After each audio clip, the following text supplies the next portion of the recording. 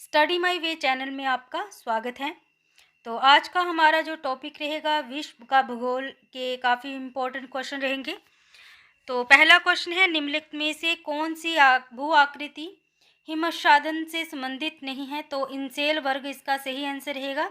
लटकती घाटी, ड्रमलिन और मोरेन्स जो है ये हिमस्खलन से संबंधित है, लेकिन इंसेल वर्ग इससे संबंधित नहीं है। नेक्स्ट क्वेश्चन पे चलते हैं। क्वेश्चन नंबर सेकंड, निम्नलिखित में से कॉन्टिनेंटल ड्रिफ्ट सिद्धांत का प्रतिपादन किसने किया है? काफ़ी इंपॉर्टेंट क्वेश्चन है, एचएएस 2013 में आया था ये क्वेश्चन प्री पेपर में। अल्फ्रेड वैगनर इसका सही आंसर रहेगा। तो नेक्स्ट क्वेश्चन पे चलते हैं। क्वेश्चन नंबर थर्ड, यदि एक मानचित्र आपके सामने रखा है तो दक्षिण दिशा दर्शाएगा, तो उसका जो निचला भाग है वो दक्षिण दिशा दर्शाएगा। अगर आप मानचित्र को अपने सामने रखते हैं तो उसका जो निचला हिस्सा है वो दक्षिण दिशा है। नेक्स्ट क्वेश्चन पे चलते हैं। ये काफ़ी इंपॉर्टेंट क्वेश्चन है, ऑप्शन साथ में देखिए कौन कौन से एग्जाम में और कौन कौन से सन में आया है ये। नेक्स्ट क्वेश्चन पे देखते हैं क्या है, कौन सी प्लेट विवर्तन सिद्धांत का आधार नहीं है? तो इसका जो सही आंसर रहेगा भूमंडलीय जलवायु परिवर्तन रहेगा। ये जो है ये प्लेट पर विवर्तन सिद्धांत का आधार नहीं है, बाकी जो तीन है ये इनके आधार हैं। नेक्स्ट क्वेश्चन पे चलते हैं। Question number fifth, snow line है, तो स्नो लाइन किसे कहा जाता है? स्नो लाइन ऊंचाई अधिक तथा यहाँ बर्फबारी प्रत्येक स्थान पर स्थायी रूप से स्थित है और पूरे वर्ष पिघलती नहीं है, तो उसे ही स्नो लाइन कहा जाता है। आर्ट्स में आया था ये टैट में 2013 में। नेक्स्ट क्वेश्चन पे चलते हैं। बाइसन क्या है? तो बाइसन अगर हम पढ़े तो हमें लगता है शायद ये किसी दवा का नाम होगा, लेकिन बाइसन जो है ये एक अमेरिकी भैंस है और ये भी काफ़ी इंपॉर्टेंट क्वेश्चन था। टैट आर्ट्स में फरवरी 2016 में आया था ये क्वेश्चन। नेक्स्ट क्वेश्चन पे चलते हैं। Question number seventh, a narrow stripe of land separating two seas is known as, तो उसे क्या कहा जाता है? तो उसे कहा जाता है इस्थमस, मतलब भूसंधि कहा जाता है। इसका ए आंसर जो है वो सही रहेगा। नेक्स्ट क्वेश्चन पे चलते हैं। क्वेश्चन नंबर एट्थ, हैंगिंग घाटी बहुत सामान्य है, कहाँ कहाँ पाई जा सकती हैं? जहाँ पे हिमानी जो क्षेत्र होते हैं वहाँ पे हैंगिंग घाटी सामान्य रूप से पाई जाती हैं। हाँ, प्लीज़ हमारे चैनल स्टडी माई वे चैनल को ज़रूर सब्सक्राइब करें अगर आपको क्वेश्चन की कलेक्शन अच्छी लगे। नेक्स्ट क्वेश्चन पे चलते हैं। स्टेलैग्माइट क्या है? तो ये एक निक्षेपणात्मक जो भू आकृति होती है उसे बोला जाता है स्टेलैग्माइट। तो नेक्स्ट क्वेश्चन पे चलते हैं। क्वेश्चन नंबर 10th, तो काफ़ी इंपॉर्टेंट क्वेश्चन है, हर क्वेश्चन के पास आपको पढ़ने को मिल सकता है कि ये कौन से एग्ज़ाम में कौन से सन में आया था। तो नेक्स्ट क्वेश्चन पे चलते हैं। Question number 10th, the vertical distance above the mean sea level is known as, तो उसे क्या कहा जाता है? अल्टीट्यूड कहा जाता है उसे।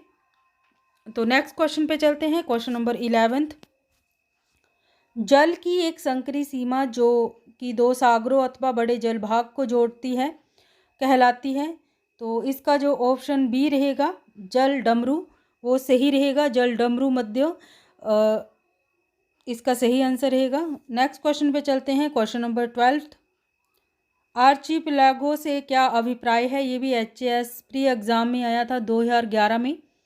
तो कई द्वीपों का जो समूह होता है उससे आर्चीपिलागो कहा जाता है, कई द्वीपों का समूह। तो ऑप्शन ए जो है वो इसका सही आंसर रहेगा।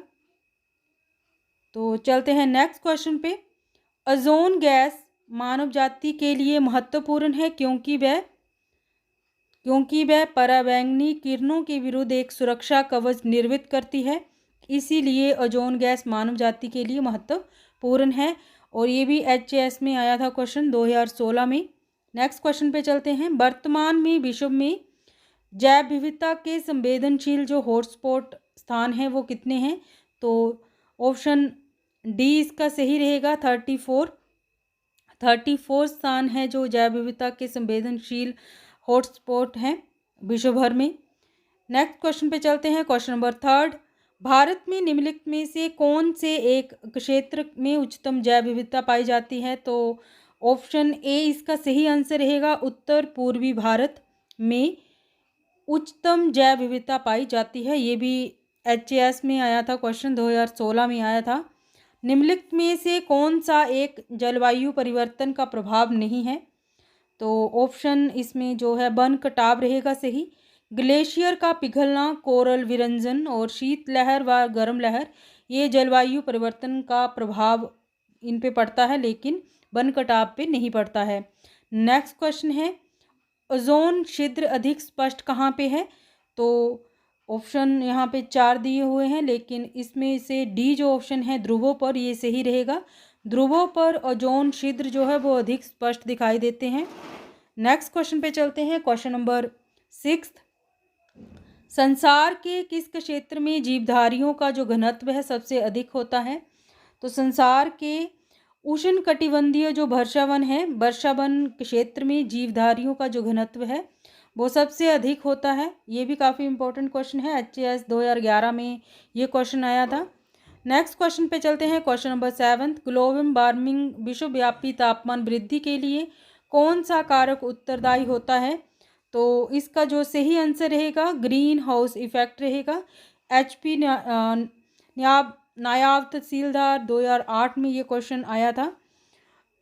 तो नेक्स्ट क्वेश्चन पे चलते हैं, संयुक्त राष्ट्र के जैव विविधता के करार की भारत सरकार द्वारा किस वर्ष अभिपुष्टि की गई थी? तो इसका जो सही आंसर रहेगा ऑप्शन सी रहेगा, 1994 में इसकी अभिपुष्टि की गई थी। 2015 HAS में आया था ये क्वेश्चन। नेक्स्ट क्वेश्चन पे चलते हैं, क्वेश्चन 9।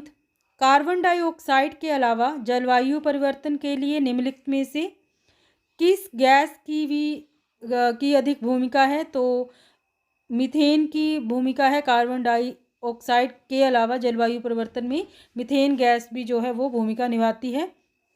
नेक्स्ट क्वेश्चन पे चलते हैं, क्वेश्चन नंबर 10। वर्तमान में कौन सा देश कार्बन डाइऑक्साइड का अधिकतम उत्सर्जक है? तो ऑप्शन बी जो है वो सही रहेगा, चीन। तो नेक्स्ट क्वेश्चन पे चलते हैं, क्वेश्चन नंबर 11। किसे पृथ्वी के फेफड़े के रूप में जाना जाता है? टैट मेडिकल 2013 में ये क्वेश्चन आया था। तो इसका जो सही आंसर रहेगा अमेजन वर्षावन रहेगा। अमेजन वर्षावन को पृथ्वी के फेफड़े के रूप में जाना जाता है, और बेसिक जनरल नॉलेज के हिसाब से भी ये क्वेश्चन आपको आना चाहिए। तो नेक्स्ट क्वेश्चन है, क्वेश्चन नंबर 12। प्रजाति विविधता बढ़ जाती है, कब बढ़ जाती है? जब हम, तो इसका सी जो है वो सही आंसर रहेगा, उच्च ऊंचाई से कम के लिए और उच्च से कम अक्षांश के लिए जाते हैं तो प्रजाति जो विविधता है वो बढ़ जाती है। तो ये भी मेडिकल में ही आया था 2013 में। नेक्स्ट क्वेश्चन पे चलते हैं, एक खाद्य श्रृंखला का सही क्रम क्या है? तो ऑप्शन ABCD। तो इसमें से ए जो है वो सही आंसर रहेगा, घास, कीड़े, पक्षी, सांप। ये भी टैट मेडिकल में 2013 में आया था क्वेश्चन। नेक्स्ट क्वेश्चन पे चलते हैं, क्वेश्चन नंबर 14। वे पौधे जो इस तरह से अनुकूलित हों कि आंशिक रूप से पानी में डूबे हों तथा उनमें से एक हिस्सा पानी की सतह से ऊपर बढ़ता हो, उन्हें क्या कहते हैं? तो उन्हें हेलोफाइटस कहते हैं। तो ये भी क्वेश्चन मेडिकल टैट में 2013 में आया था। नेक्स्ट क्वेश्चन पे चलते हैं, और इस वीडियो का लास्ट क्वेश्चन है हमारा, भारत का राष्ट्रीय जलीय एक्वेटिक जो जानवर है वो कौन सा है? ये HAS 2015 में आया था, आप देख रहे हैं साथ साथ में। रिवर डॉल्फिन को कहा जाता है भारतीय राष्ट्रीय जलीय जानवर कौन सा है? River dolphin. तो ये थे आज के